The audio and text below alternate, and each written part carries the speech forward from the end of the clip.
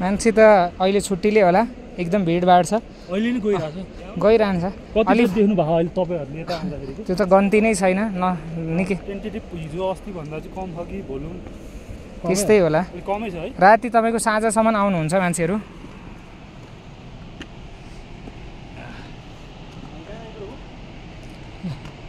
यो बाटो उकालो माथितिर यो ओह्रालो यस्तो छ है साथी यो बाटो यो सादी खर्कबाट तलतिर झर्ने बाटो भयो झर्दा ओह्रालो माथि बाटोसम्म ओह्रालो छ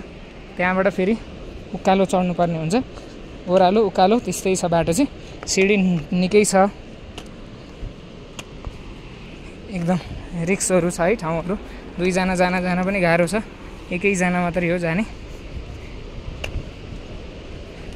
थोरै मिस भयो भने पनि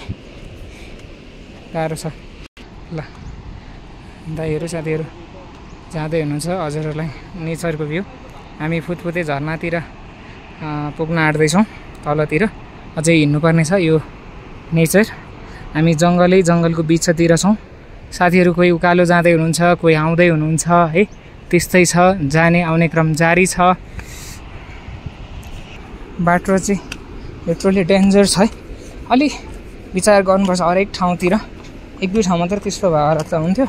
अब यो झर्ने बेलामा दिनभरि हिँडे हुन्छ गलेर खुट्टै सर्न मान्दैन फर्किने फ्र्याक्चर हुने जस्तो सम्भावनाहरू पनि हुन्छ सो एकदम बिस्तारै फर्किँदाखेरि जाँदाखेरि पनि एकदम जोसमा भन्दा पनि होसमा जानुपर्ने कुरा चाहिँ मैले देखेँ हिँड्न सकेर मात्र भएन आफ्नो एउटा पेसमा हिँड्नु भयो भने चाहिँ मजाले हजुरहरू पुग्नुहुन्छ हामी फुतफुते झरना भन्ने ठाउँमा आइपुग्न आँट्यौँ आउने क्रम जारी छ ल सेफ जोन है ब्रदर्सहरूलाई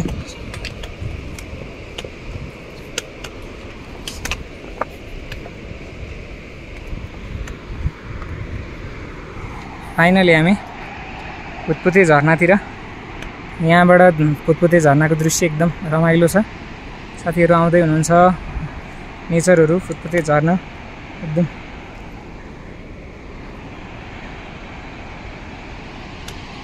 फुतफुते झरनाको छुट्टै रमाइलो छ